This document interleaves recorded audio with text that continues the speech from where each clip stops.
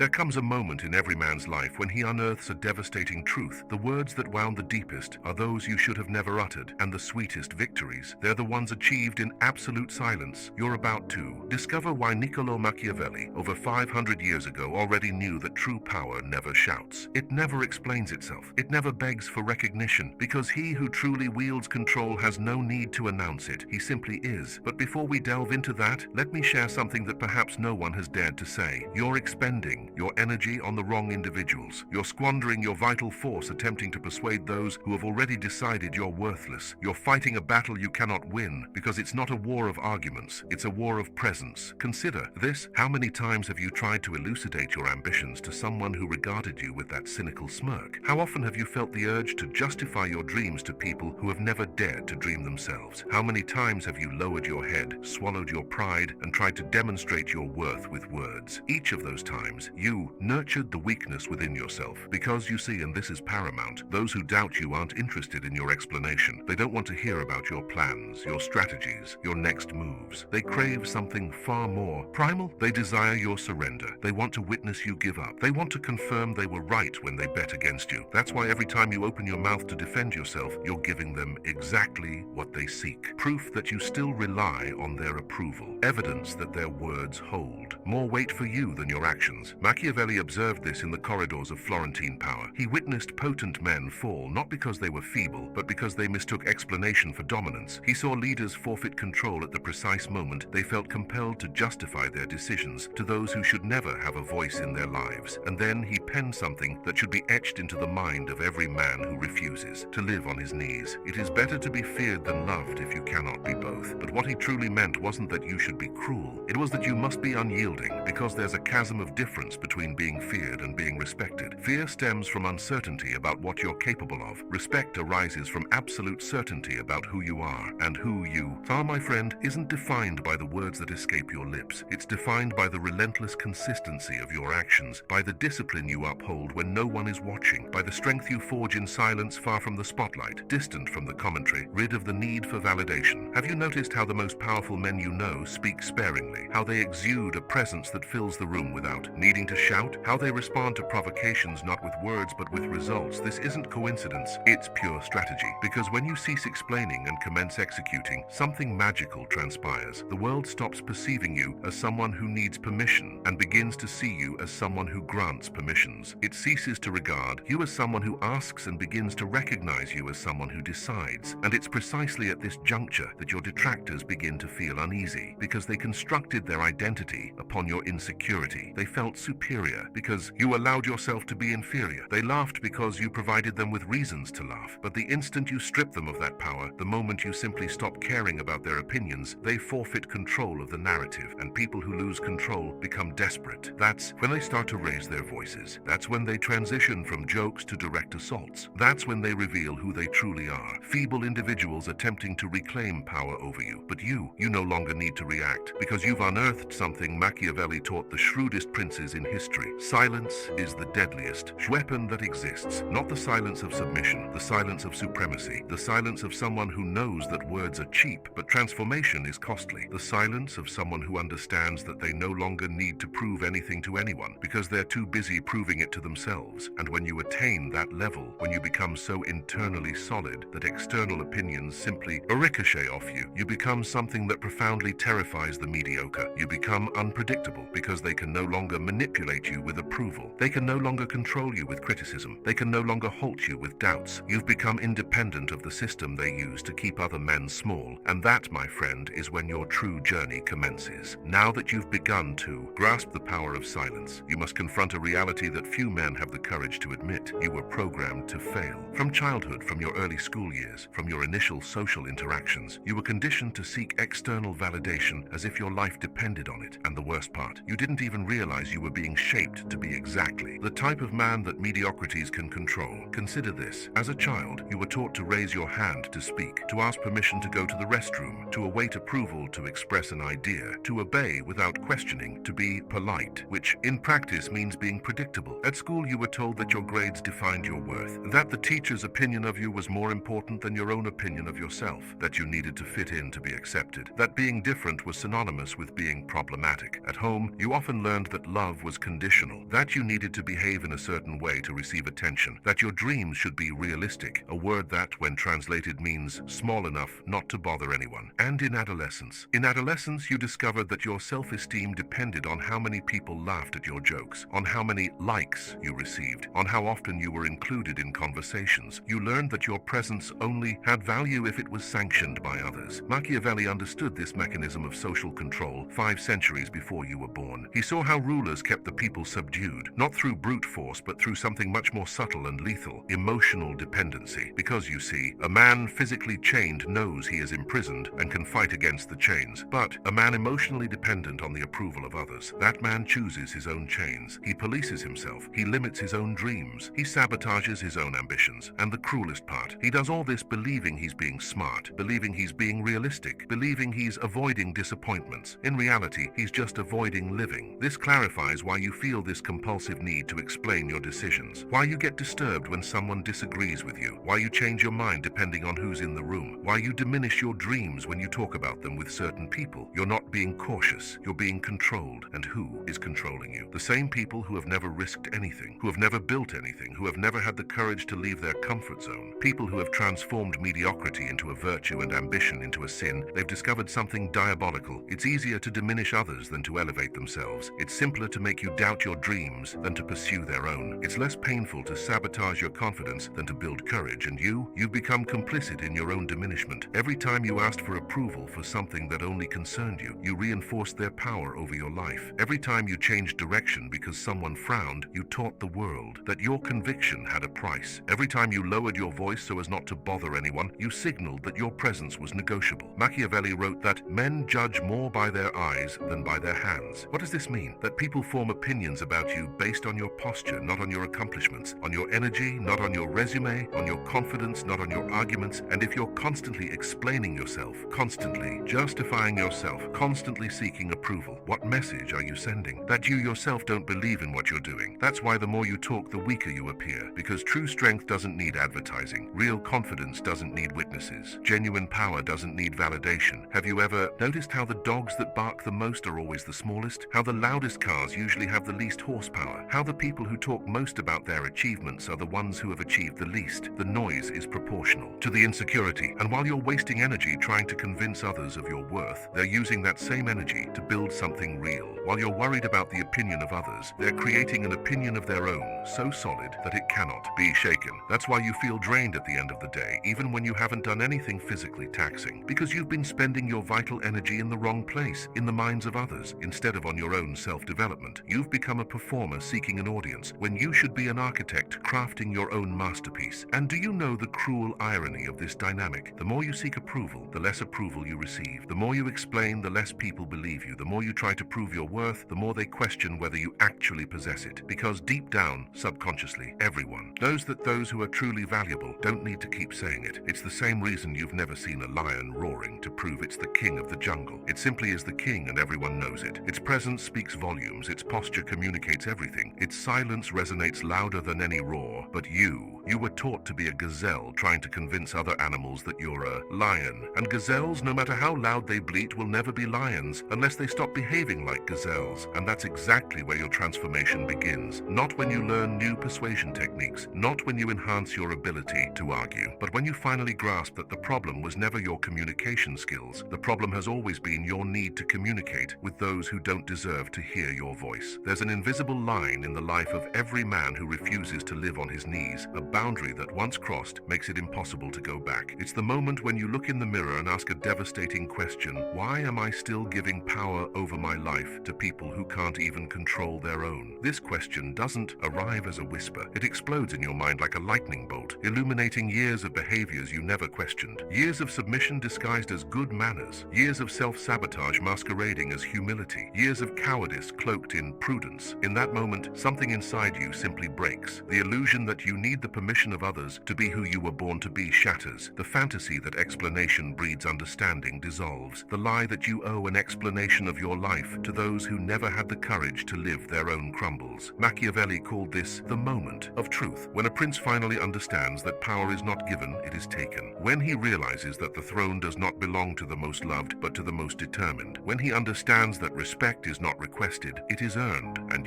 you're about to have your own moment of truth. Think about the last time you tried to explain your dreams to someone. Remember the look you received? That mixture of pity and condescension, that patronizing smile that said, "You still believe in that nonsense?" That calculated pause before the response you knew was coming. But are you sure that's really what you want? For years, you interpreted this reaction as genuine concern, as care, as shared wisdom. You even thanked these people for helping you to be realistic. Lies. Pure lies. They weren't protecting you. They were limiting you. They weren't demonstrating wisdom. They were projecting their own fears. They weren't being realistic. They were being cowardly. Because look, people who have never risked anything are experts at explaining why you shouldn't risk anything. People who have never built anything are masters at pointing out why your project will fail. People who have given up on their own dreams are doctors in convincing you to give up on yours. And the reason is simple. Your courage exposes their cowardice. Your ambition humiliates their mediocrity. Your refusal to accept less than you deserve challenges their decision to settle for crumbs. That's why they need you to fail. That's why they root against you. That's why they get uncomfortable when you stop asking for advice and start making decisions. Because if you succeed, they'll have to admit that they could have succeeded too. And that admission would destroy the narrative they've constructed to justify their own defeats. Life is hard. It's not for everyone. It's better not to dream big so you don't get disappointed. Machiavelli observed that men are naturally enemies of change. Not just external change, but especially internal change. Because change implies movement, and movement implies risk, and risk implies the possibility of failure. So they prefer the illusion of security that comes from paralysis. They prefer the certainty of mediocrity to the uncertainty of greatness. They prefer to be small and safe rather than large and vulnerable, and they try to drag you into that mental prison with them. Whenever you show unease with your current situation, they're quick to remind you how you should be grateful for what you have. Whenever you talk about growth, they caution you about the dangers of wanting too much. Whenever you mention change, they rattle off 1,000 reasons why it's not the right time. They've turned stagnation into a virtue. But do you know what's really going on? They're scared, afraid that you'll discover something they've spent their entire lives trying to ignore, that the only true prison is the one we construct in our own minds. And the moment you grasp this, truly grasp it, something irreversible happens. You stop viewing your limitations as destiny and begin to see them as a choice. You cease interpreting your fears as signals to halt and start understanding them as evidence that you're on the right path. Because fear isn't a sign of danger. Fear is a sign of growth. When you were a child learning to walk, you constantly fell, but you never interpreted those falls as proof that walking was impossible. You simply got back up and tried again because you hadn't yet learned that failure was supposed to be permanent. Adults taught you that. They convinced you that a failed attempt signifies inadequate ability, that a no means definitive impossibility, that an obstacle means the end of the line. But Machiavelli knew something those adults forgot. Fortune favors the bold, not the perfect, not those who never fail, those who have the courage to try, even knowing they might fail, because failure isn't the opposite of success. Failure is a component of success. Every person who has built something significant has failed countless times before triumphing. Every leader who has inspired generations was rejected before being accepted. Every visionary who changed the world was called crazy before being called a genius. The difference between them and those who remained behind wasn't talent. It was persistence. It wasn't luck. It was determination. It wasn't the absence of fear. It was the courage to act despite fear. And that courage is born the moment you stop seeking external approval and begin building internal validation. When you stop asking, what will they think? And start asking, what do I think of myself? When you finally understand that the most important opinion about your life is your own, that is the moment of the breakthrough. The moment you cease being a product of others' expectations and become the author of your own story. The moment you stop reacting to the world and begin creating your own world. And it is precisely from that moment that you become dangerous to the system that was trying to keep you small, because you've discovered something they didn't want you to discover, that you never needed their permission to be extraordinary. You just needed to stop asking. Now that you've broken free from the need for permission, a fundamental question emerges. Who do you become when you stop being who others expected you to be? The answer isn't simple, because for years you confused personality with a social mask. You mistook authenticity for conformity. You conflated identity with approval, but there is an archetype that Machiavelli identified as the most powerful of all, the individual who cannot be broken because they depend on nothing external for their internal stability. He called this individual a virtuous prince, not because he was morally flawless, but because he possessed virtù, the ability to shape reality according to his will. This individual is not a product of circumstances. They are the creator of circumstances. When you decide to embody this archetype, the first transformation happens in your relationship with silence. You've discovered that you don't have to speak, but now you need to learn when to speak. because the silence of a strong person isn't omission, it's a strategic choice. He speaks when his words have the power to create change. He remains silent when his words would only serve to feed the ego. He understands that every word has a cost, and wise individuals don't squander valuable resources. Observe how this completely alters your social dynamics. Before you spoke out of anxiety, to fill uncomfortable silences, to be accepted, to prove you had something to contribute. Now you speak with intention. Every word is calculated. Every sentence has a purpose. Every silence communicates power, and people notice immediately, because when you stop seeking attention, something paradoxical happens. You become more interesting. When you stop trying to impress, you become more impressive. When you stop needing validation, you become magnetic. Machiavelli observed that men desire most ardently what they cannot easily obtain, and you have become someone not easily possessed. Your attention has grown scarce. Your approval has become precious. Your presence has become a gift, not an entitlement. But this transformation goes far beyond social dynamics. It redefines your relationship with failure itself. The man who depended on external validation saw every no as personal rejection, every critique as an assault on his identity, every obstacle as proof of inadequacy. The unshakable man views failure as information, criticism as feedback, obstacles as strengthening exercises. He understands that life isn't happening to him, it's happening for him. This shift in perspective is revolutionary, because when you stop seeing yourself as a victim of circumstances and start seeing yourself as the architect of circumstances, every challenge becomes an opportunity to demonstrate your fortitude. Every no becomes motivation to find a better yes. Every fall becomes momentum for a greater leap. You develop what Machiavelli called virtù, the capacity to adapt without losing your essence, to be flexible without being weak, to change strategy without changing purpose. And what is your purpose? Simple: to become the best version of yourself regardless of the opinions, expectations, or limitations imposed by others. This doesn't mean you become arrogant or insensitive. It means you become selective. Selective with your energy, selective with your time, selective with your words, selective with your attention, because you finally grasped something fundamental. Attention is power, and you were distributing your power freely to anyone who asked. You were giving your vital energy to people who never contributed to your growth. You were allowing your peace of mind to be disturbed by opinions from people whose own lives were a shambles. The unshakable man corrects this immediately. He sets clear boundaries about who has access to his emotional energy. He stops arguing with people who lack the capacity to change their minds. He stops trying to convince those who have already decided not to believe. Your energy becomes an investment, not an expenditure. And when that happens, something extraordinary manifests. You develop a presence that people sense even before you speak, a solidity that communicates through your posture, a confidence that emanates from your inner certainty. Because mind you, true confidence doesn't come from external successes. It comes from self-awareness. It comes from knowing exactly who you are, what you want, and how far you are willing to go to get it. It comes from having tested your own limits and discovered that they extend far beyond what you imagined. The unshakable man knows his strengths and accepts his weaknesses without drama. He doesn't waste time trying to be perfect. He invests time being authentic. He doesn't try to hide his flaws. He works to overcome them. He doesn't pretend to be who he isn't. He focuses on becoming who he should be. This creates a solid foundation that cannot be shaken by external criticisms. Because when you truly know yourself, when you genuinely accept who you are and work consistently to improve, the opinions of others become irrelevant. Not because you don't care about people, but because you understand that someone's opinion of you says more about them than it does about you. Machiavelli wrote that every man is a judge of himself. What he meant is that the only evaluation that truly matters is the one you make of yourself. And when that assessment is honest, rigorous, and based on elevated standards, you become immune to emotional manipulation. Because how can you be swayed by approval when you approve of yourself? How can you be controlled by criticism when you are your own most demanding critic? How can you be shaken by rejection when you do not reject yourself? That is the essence of the unshakable man archetype. He has built an internal fortress so solid that nothing external can topple it. He has become emotionally self-sufficient, and when you achieve that emotional self-sufficiency, something magical happens. You stop needing others and start choosing others. You stop seeking relationships out of necessity and start building them out of affinity. You stop accepting any treatment and start demanding the respect you deserve. You become selective, not out of arrogance, but out of self-respect. And self-respect, my friend, is contagious. People sense when you value yourself and automatically begin to value you as well, because no one can treat you better than you treat yourself. That emotional self-reliance isn't something you're born with. It doesn't magically materialize on a sunny morning simply because you decided to be different. It's forged day in, day out, decision after decision, choice after choice. And Machiavelli understood this better than anyone. anyone when he wrote that. Fortune favors the prepared mind. Preparation isn't an event, it's a process. Every day when you wake up, you face a pivotal choice. Will you nurture the weak man who constantly seeks permission, or will you cultivate the strong man who grants it? Will you indulge the version of yourself that perpetually makes excuses, or will you develop the version that simply takes action? This choice manifests in the smallest details of your routine, in the fortitude to rise at the time you promised yourself, even when your body craves 5 more minutes, in the dedication to complete the workout you planned, even when your mind conjures 1,000 reasons to skip it, in the grit to work on your projects even when no one is applauding. Because the truth is, strength of character isn't built during life's momentous occasions. It's built in the mundane moments, in the small promises you make to yourself and keep, in the micro decisions that no one sees but that define who you truly are. Machiavelli called this virtù quotidiana, the ability to do what is necessary even when you lack inspiration, even when you don't feel like it, even when it would be easier to put it off until tomorrow. And why is this so crucial? Because every time you honor a commitment to yourself, you're sending a message to your subconscious. I am trustworthy. Every time you do what you said you would do, you're building genuine self-respect. Every time you choose discipline over convenience, you're reinforcing your identity as a strong individual. However, every time you break a promise to yourself, the opposite occurs. You teach your brain that your words are worthless, that your decisions are negotiable, that you cannot rely on yourself. And if you cannot trust yourself, how can you expect others to trust you? That's why the practical philosophy of the unwavering man begins with personal integrity, with doing precisely what you say you will do, when you said you would do it, in the manner you pledged to do it. No exceptions, no excuses, no just this once. This seems simple, but it's transformative, because most men live in a state of constant internal betrayal. They vow to start going to the gym on Monday and break the rule on Tuesday. They swear they'll wake up earlier and hit the snooze button 4 times. They decide to study a new skill and give up at the first hurdle. They have become untrustworthy to themselves, and when you are unreliable to yourself, you become dependent on external validation. Because if you can't count on yourself, you need others to tell you that you have value. If you can't take pride in your own accomplishments, you need others to acknowledge your achievements. The unwavering man completely reverses this dynamic. He becomes so reliable to himself that the opinions of others become secondary. He builds such a robust track record of fulfilled promises that his self-assurance becomes unshakable. And how does this manifest in practice? First, he stops making promises he can't keep. Before committing his word, he realistically assesses his capabilities. He prefers to promise less and deliver more than promise the world and disappoint. Second, he treats commitments to himself with the same gravity as commitments to others. If he scheduled a workout for 6 a.m., he will work out at 6 a.m. If he decided to read 30 pages a day, he reads 30 pages a day. No internal negotiation. Third, he cultivates a tolerance for discomfort. He understands that growth always involves doing things you don't want to do in the moment. That discipline is precisely this, doing what must be done even when you don't feel like doing it. Machiavelli observed that the most influential men he encountered shared a common trait. They had developed control over their impulses. They weren't slaves to their moods. They didn't change course with every passing emotion. They didn't make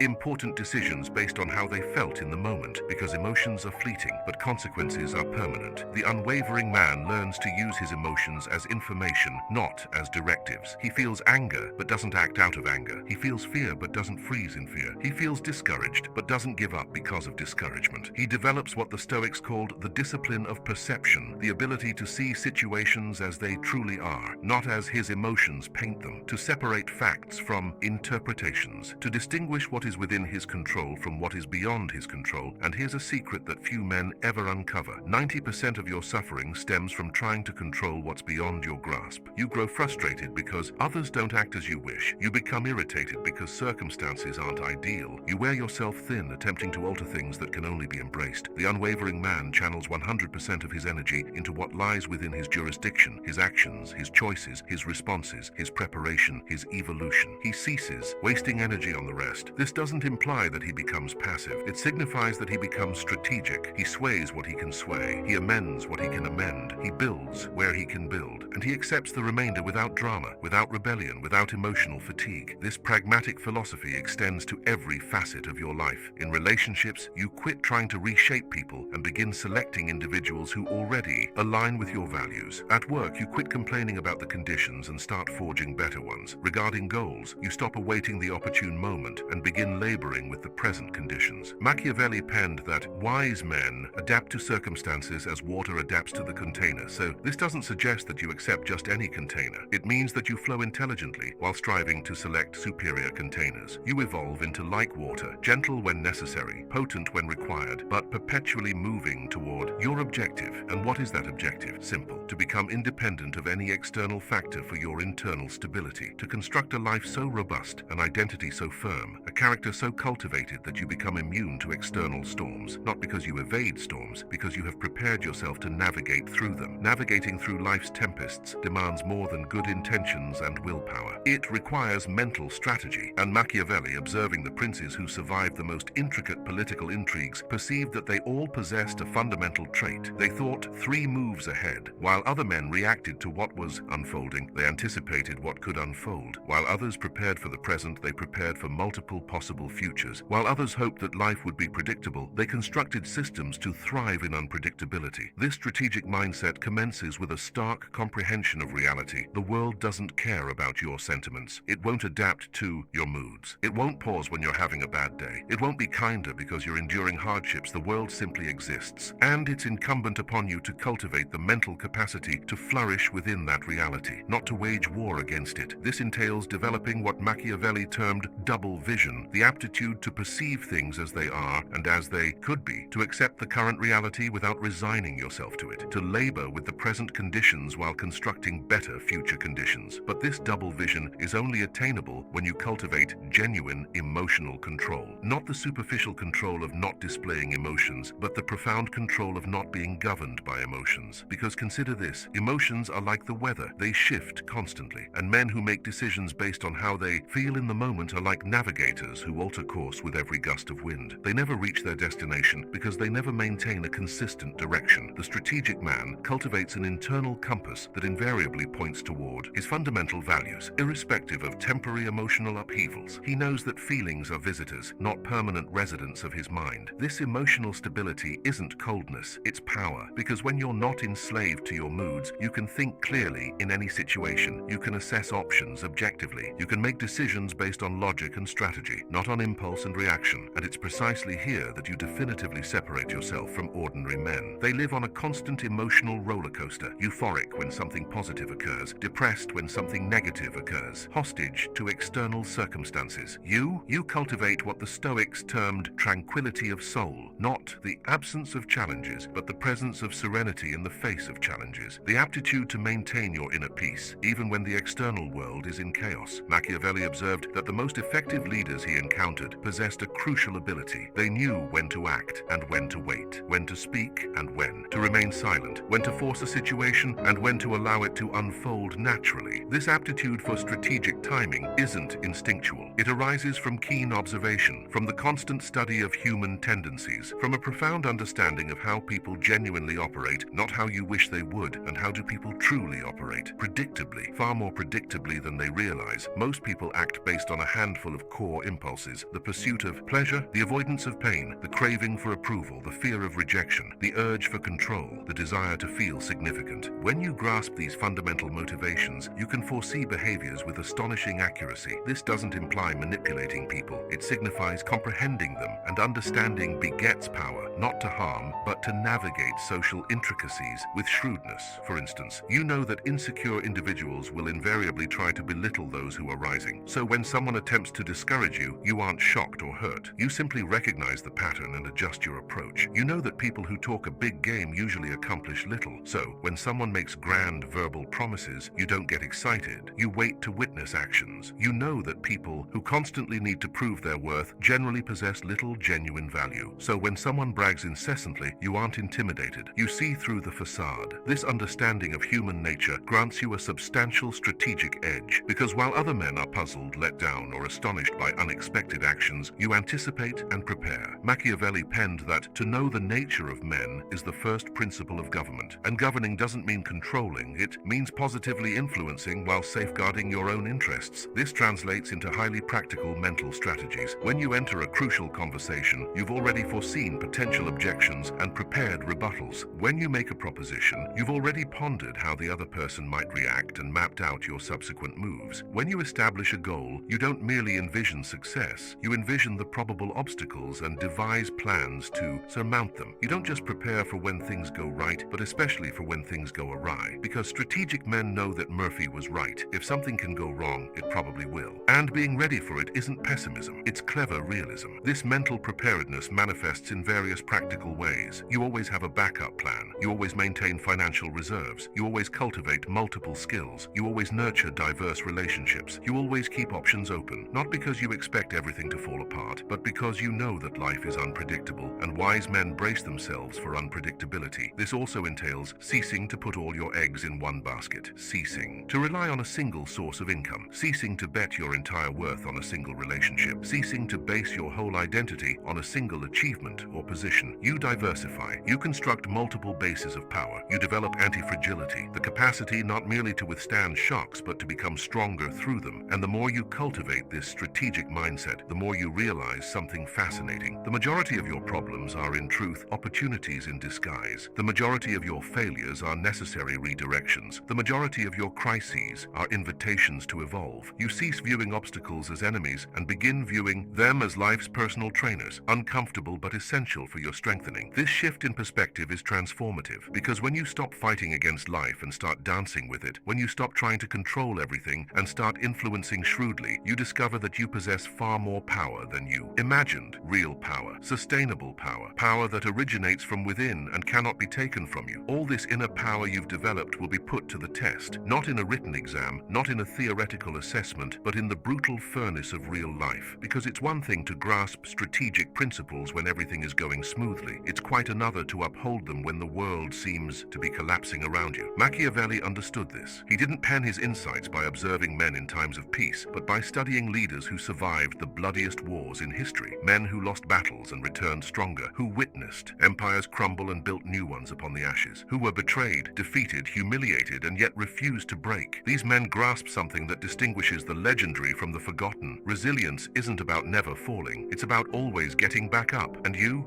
will fall. Not maybe, not possibly. You will fall. You will face moments when everything you've built will seem to crumble. Moments when the people you trusted will let you down. Moments when your most meticulously crafted plans will fail spectacularly. There will be days when you awaken questioning everything, wondering if it's worth continuing the fight, wondering if you truly have what it takes, wondering if it wouldn't be easier to simply give up and accept a mediocre existence. And it is precisely in these moments of maximum pressure, maximum pain, maximum doubt, that you will discover what you are truly made of. It is when your true nature will be revealed, because anyone can be strong when life is easy. Anyone can maintain composure when there is no pressure. Anyone can be disciplined when there is no temptation. The true measure of an individual is how they respond when everything is against them. Machiavelli observed that the difference between the princes who retained power and those who lost it wasn't in the absence of defeats, but in their response to those defeats. Those who fell permanently shared a common trait. They interpreted setbacks as evidence of personal inadequacy. Those who always came back stronger, they viewed setbacks as valuable information on how to improve. This difference in interpretation is everything, because when you interpret failure as evidence that you are not good enough, you stop trying. When you interpret failure as feedback on what to adjust, you continue evolving. The resilient person has cultivated an entirely different relationship with pain. They don't seek it out, but they don't avoid it when it's necessary for their growth. They understand that muscles grow by being broken down and rebuilt, that character is strengthened by being tested and refined, that wisdom develops through mistakes made and lessons learned. They stop seeing suffering as punishment and begin to see it as preparation. They stop interpreting resistance as a sign that they are on the wrong path and begin to see it as evidence that they are on the right path. Because think about it, if it were easy, everyone would do it. If there were no obstacles, there would be no value in overcoming them. If it didn't require sacrifice, it wouldn't be worth achieving. The resistance you face isn't a bug in the system. It's a feature. It's the natural mechanism that separates those who genuinely want it from those who merely wish for it. That distinguishes those who are willing to pay the price from those who only want the rewards. And what is that price? Persistence when you don't feel like persisting. Discipline when you don't feel like being disciplined. Courage when you are afraid. Hope when all the evidence suggests despair. Machiavelli wrote that courage is the first of human qualities because it is the quality which guarantees all others. And true courage isn't the absence of fear. It's action despite fear. It's waking up the day after failure and trying again. It's maintaining your standards when it would be easier to lower them. It's continuing to invest in yourself when no one else believes in your potential. Because look around. The world is full of people who started strong, who had great initial energy, who made grand promises to themselves. But where are those people today? Most gave up at the first real difficulty. They discovered that growth is uncomfortable and chose comfort. They discovered that excellence demands sacrifice and chose mediocrity. They discovered that being extraordinary means doing things that ordinary people aren't willing to do, and then they retreated to their old lives, to their comfort zones, to their familiar excuses about why it's not the right time, or why the circumstances are difficult. But you are different, because you understand something they will never understand, that the cost of discipline is always less than the cost of regret, that the pain of regret is infinitely greater than the pain of effort. You have developed what Machiavelli called intelligent obstinacy, the ability to persist strategically, not the foolish stubbornness of repeatedly banging your head against a wall, but the intelligent persistence of finding different ways to break through the wall. When one strategy doesn't work, you change the strategy. When one approach fails, you try another approach. When one path proves impractical, you find another path. But you never ever change the destination, because resilient individuals know that there is always more than one way to get where you want to go. If the front door is locked, you look for the back door. If there is no door, you find a window. If there is no window, you build your own entrance. That tactical flexibility combined with strategic steadfastness is what empowers you to weather any storm. You adapt to the circumstances without losing sight of your objective. You shift your methods without altering your mission. And the more you cultivate this resilience, the more you recognize something extraordinary. You are becoming anti-fragile, not merely resistant to setbacks, but emboldened by them. Every defeat imparts a valuable lesson. Each obstacle cultivates a fresh skill. Every crisis unveils a hidden opportunity. You cease to fear adversity and begin to appreciate it, because you understand that it is preparing you for greater trials. It is qualifying you for grander triumphs. It is transforming you into the kind of man who can navigate anything. And when you attain this level of fortitude, when you become truly unbreakable, something magical occurs. People begin to gravitate toward you, because strength is alluring, stability is inspiring, resilience is magnetic. You become the kind of man others seek out when they are confronting their own tempests, the kind of leader who naturally emerges during times of distress, the kind of presence that provides reassurance simply by being there, because you have demonstrated to yourself, and consequently to the world, that there is nothing that can permanently shatter you. And when that moment arrives, when you finally become that presence that cannot be broken, something profound will stir within you. It won't be a dramatic event. There will be no fanfare or public accolades. It will be something far more potent, a quiet serenity that stems from knowing exactly who you are. You will reminisce about how it all began. Those days when you felt insignificant, when you craved the approval of others to feel validated, when you justified every decision, explained every aspiration, sought permission to exist, and you will smile, not with bitterness, but with gratitude, because now you comprehend that that vulnerable version of yourself was not a mistake. It was a necessary starting point. Every moment of humiliation was a brick in the foundation of your current strength. Every time you were underestimated was fuel for the resolve you carry today. Machiavelli wrote that men are transformed through the adversities they face, and you have completely transformed. You have not merely changed, you have been reborn. The man who sought permission to dream has died, and the man who grants permission for others to dream has been born. Now, when you enter a room, something has shifted. People sense your presence even before you speak. There is a solidity to you that cannot be feigned, a confidence that doesn't stem from arrogance, but from profound self-awareness, a strength that doesn't need to be announced because it simply is. And those who doubted, those who scoffed, those who bet against you, some are still around, observing from afar, trying to fathom what transpired, how you became so different from the man you once were, but you feel no need to explain. You have no desire to prove anything. There is no yearning for revenge or petty gratification. There is only a serene understanding that you have already won the only battle that truly mattered, the battle against your own limitations. Because the true victory was never about them. It was about you, about surpassing the version of yourself that accepted less than you deserved, about conquering the inner adversary that whispered that you were not good enough, about silencing the voice that said you should settle for scraps. Now, when you gaze into the mirror, you see something different. You see a man who respects himself, who honors his own commitments, who doesn't break promises made to himself, who has constructed an unshakable identity upon solid foundations. And that identity, it is reflected in everything. In the way you walk with clear purpose. In the way you speak, every word carries weight. In the way you choose with whom you spend your time. You have become selective because you understand that energy is the most precious resource you possess. The people around you have started to notice, not just that you have changed, but how you have changed. They see a man who doesn't get lost in unnecessary arguments, who doesn't allow himself to be dragged into other people's dramas, who maintains his inner peace even when the world is in chaos, and subconsciously they begin to seek your approval, to value your opinion, to feel calmer in your presence. Because genuine strength is contagious. Authentic peace inspires peace. Emotional stability creates stability in the environment, You have become what Machiavelli admired in great leaders, a man who doesn't need to demonstrate his power because his power is evident, who doesn't need to shout to be heard because his words carry natural authority, who doesn't need to force respect because respect arises spontaneously. And now you understand why silence is so potent, not the silence of subservience, but the silence of dominance, the silence of someone so secure in themselves that they feel no need to persuade anyone of anything. When someone tries to goad you, you simply observe. When they try to belittle you, you smile inwardly, knowing their opinion holds no sway over you. When they try to drag you down, you stand firm because your foundation is too solid to be shaken. You've learned the most invaluable lesson a man can learn, that your peace doesn't hinge on anything external, not on approval, recognition, or favorable circumstances. It emanates from within, from knowing who you are, what you stand for, and how far you're willing to go. And this peace, it becomes your signature. People begin to seek you out, not because you possess all the answers, but because you hold something even more precious, the serenity to discover the right ones. Machiavelli knew that true power makes no clamor. It needs no spotlight. It seeks no validation. It simply exists, solid and unyielding as a mountain. And you have become that mountain, not because you've ceased to feel emotions, but because you've learned not to be controlled by them. Not because you've become cold, but because you've cultivated such immense inner fortitude that nothing external can disturb it. Now, when you make decisions, they stem from a place of clarity. When you set boundaries, they are respected. When you say no, no one questions